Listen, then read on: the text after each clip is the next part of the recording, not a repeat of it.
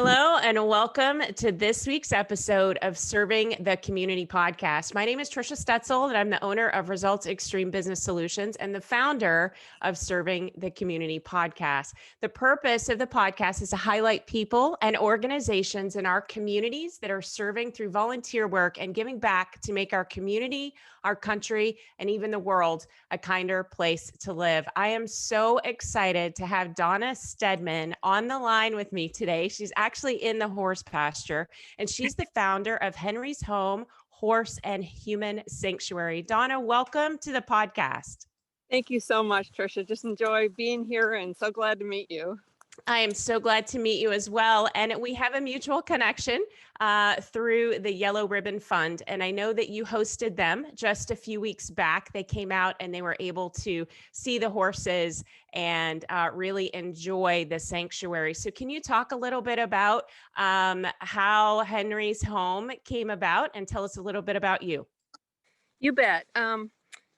Oh gosh, it's kind of a weird story. I might as well start at the beginning because that'll make a lot more sense then.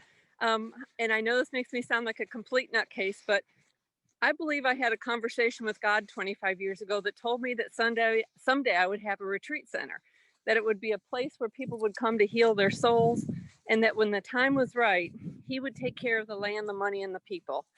And that changed everything in my adult life. You know, I put everything kind of in the back burner over the years because it wasn't happening.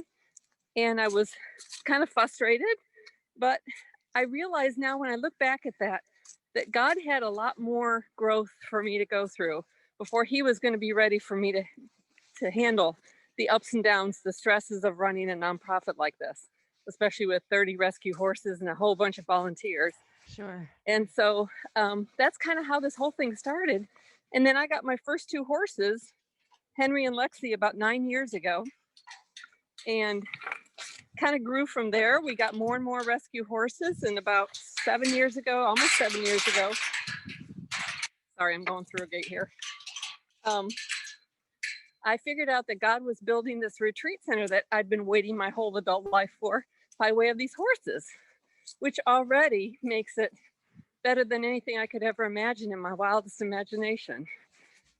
So I incorporated it into Henry's Home, and we named it after Henry because he was one of the first horses that I got, and he was one of the worst cases of starvation that ever came into the SPCA that survived. They had to put him in slings to be able to stand up for a couple weeks before he had enough weight on him that he could stand up on his own. And he likes to tell us constantly that this is all about him. I bet. And we believe it. And so, you know, this is just kind of how it evolved. And 9 years since I got Henry and Lexi, and 5 moves later, we finally are on our property that I believe is going to be our permanent place where we're going to build out our retreat center. That's wonderful. And as you were walking out before we started the show, you showed one of the projects that you were working on, which is a feeding station, right? It's going to be sheltered where the horses can come up. And that is all done. All of the building is done by volunteers as well. That's right. That's right. Yeah. So not only are you saving horses, but you've got a pig. He's our meet and greet team. I love it. This is awesome. We have a whole bunch of meet and greet team people around here. Oh, Kitty, we love animals. This is so wonderful. I'm so glad that you went outside. I just love that you're able to show us some of the things that are going on there. So talk about the people that you serve. Well, we're an all volunteer organization. And so I have people out here like Krista Carol Venenzia, for instance. She's my equine director. And she puts in about 80 to 100 hours a week as a volunteer out here. And she handles the health and the care and the training and everything that has to do with the horses. And we just have people that have put their heart and soul into this, taking care of these 30 rescue horses and serving our local veterans and first responders, which is the primary purpose of what we do out here. And, so our projects go slow because they're all done by volunteers, and that can be a little bit frustrating sometimes when I want them done yesterday. But, God has shown me over the years that his timing is perfect. And when I'm thinking that I know the right time that something ought to be done, he shows me later that maybe that's not the best thing that could have been for us. Yeah. And so I have an open heart and open mind to his guidance and his timing on everything, because who am I to say what's right or wrong? I've Yeah. made so many mistakes in my life, and it just, you know, we either have faith in his ability to say no or not yet or yes and know that it's the best thing for us, or we think, and I'm scared to death at the thought of being on this earth on my own, Yeah. especially running a sanctuary, something like this. So I'm very, very grateful for his continued guidance and protection, including his timing. Yeah, absolutely. Well, and he's using you as a vehicle to help other people, which I think is amazing as well. So, talk a little bit about the Yellow Ribbon Fund. A group of caregivers came out to the sanctuary. So, what did that day look like for them? I wasn't really involved with it too much. Krista Okay. Carroll is our director who Okay. handled that program, but I'm hooking us up to battery because I thought I had my battery all hooked up, It's but now all it's good. telling me that it's not. So she handles all the big group activities out here, but we have the Yellow Ribbon Fund came out and spent a couple of hours with us, kind of in a retreat. It was a morning retreat, and they did some horse activities and some discussion. Um, it's all about growth. It's about communication with the horses. The horses are, there's just something about them. Dogs think we're all gods, and cats think we're all staff. But horses look you right in the eye and say, "Where are you in the pecking order?" And they mirror your emotions, your energy, your language, everything, your thinking, everything. And you can't get away with anything with horses. So they really teach radical honesty and getting in touch with our inner self. And that's part of what makes them so great with veterans. But this group with Yellow Ribbon, these are people that take care of the veterans. And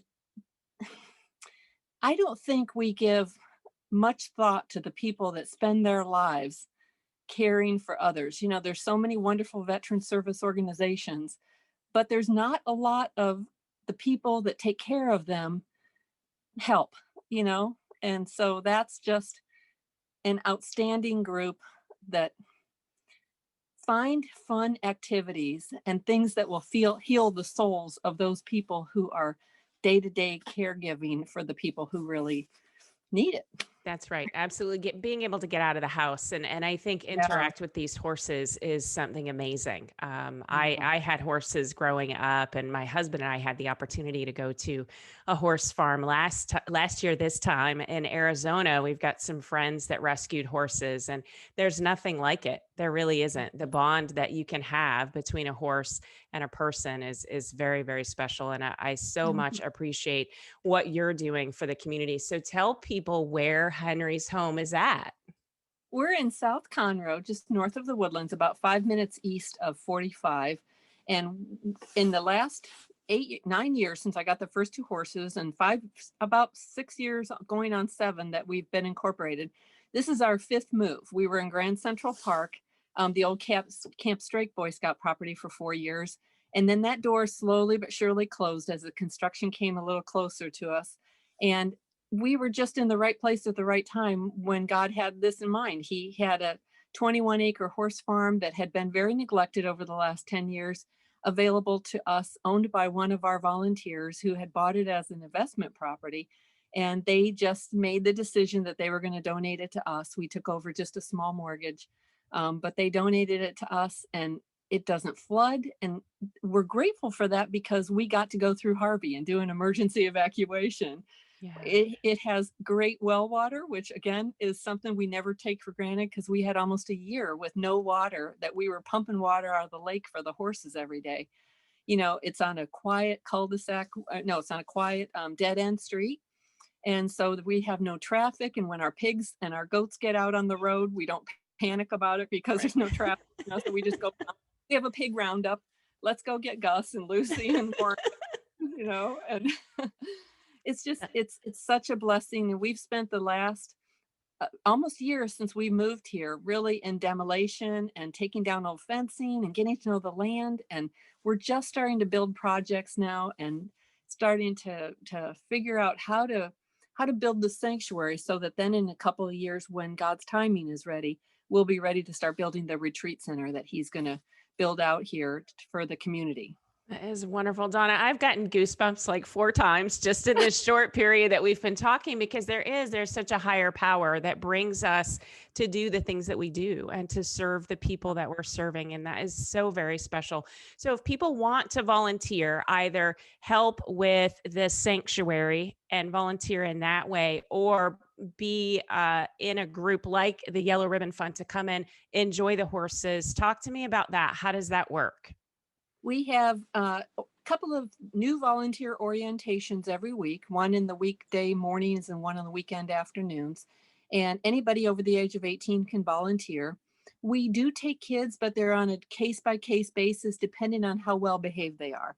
Okay. And because this is an adult sanctuary, and we do deal with a lot of people with trauma, anxiety, anger, addiction recovery, and so we've got to have it be a place of peace. And so we can't have kids running around making a lot of noise and running, being kids too much. They've got to be pretty well behaved while they're out here, but we do love our kids. And anybody can volunteer, but our veterans and our first responders and their immediate family members are who take our lessons out here for free. The other folks can come out and take lessons and get involved with riding and trail riding with us, but they do have to pay a minimal fee to our professional instructor for their time with that. But that's all 100% free to our veterans and first responders. But there's an awful lot of other ways you can get involved other than just volunteering too. We run completely on donations, given by the community. We are a community organization, and so we sure could use funds. We could use farm equipment and tractors and ATVs and lumber and, all that kind of stuff. But we also have people that come in and really help with marketing and fundraising and gosh, just building projects. A lot of our veterans come out and they spend some horse time, but they mostly love to come out and work on building fence for us, for instance. They want to be hands-on, feeling needed again, feeling like they have a purpose again in their life. And boy, do we get, because we sure need their help.